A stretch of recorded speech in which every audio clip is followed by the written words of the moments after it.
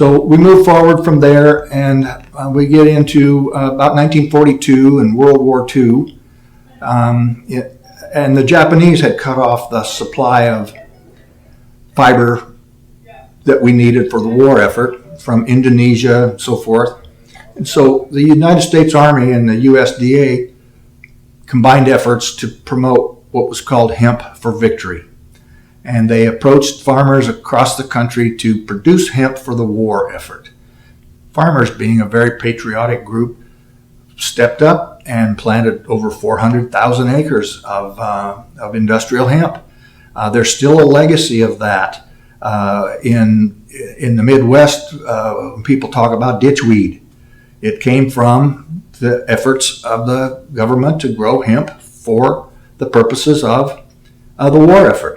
They needed the hemp for military uniforms and cordage for parachutes and for rope and sails for the Navy. And in fact, the U.S. Navy has been one of the top purchasers of hemp fiber for ropes historically and even to this day, because the hemp will stand up to seawater and last longer than any nylon or anything up until we get a hemp industry going here. Those purchases are being made from one of the 42 other countries that has had a good hemp industry historically. So we move from that period into the time of social discourse and dissent, about the time of the Vietnam War, the Nixon administration in particular. Hoover, the FBI director, began to target their political enemies. Public enemy number one in the United States is drug abuse. In order to fight and defeat this enemy, it is necessary to wage a new all-out offensive. Through a program called COINTEL, where the political enemies of the White House and that administration were hippies and anti-war people and the black community. And in COINTEL, they could target those groups with marijuana use or cocaine use, and they could infiltrate those groups on that basis and break up their activities, strictly on the basis of politics. John Ehrlichman was the domestic policy advisor for Richard Nixon. He became another prominent name in the whole Watergate debacle that we've studied and know about.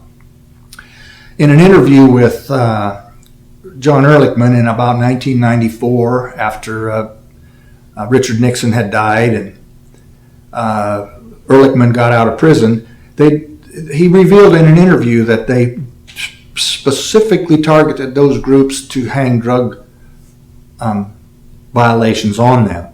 And it's a very telling quote that comes out of that interview where he says, "Did we know we were lying about the drugs? Of course we did." So it was just driven by politics and racial and class divisions even up until then. Well, Congress overturned the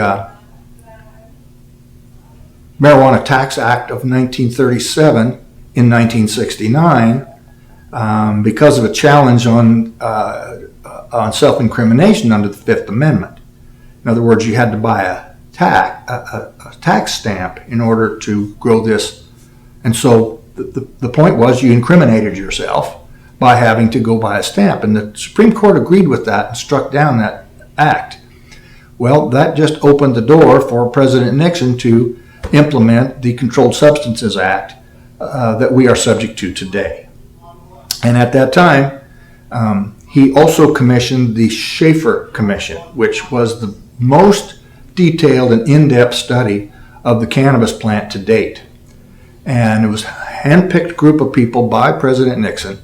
And that commission came back and said there is no practical reason to target people for arrests or to upend the society over this plant because it just does not pose that sort of harm.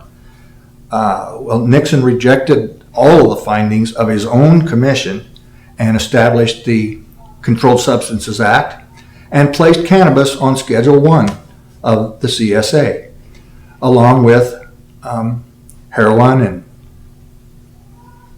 other difficult or stronger drugs.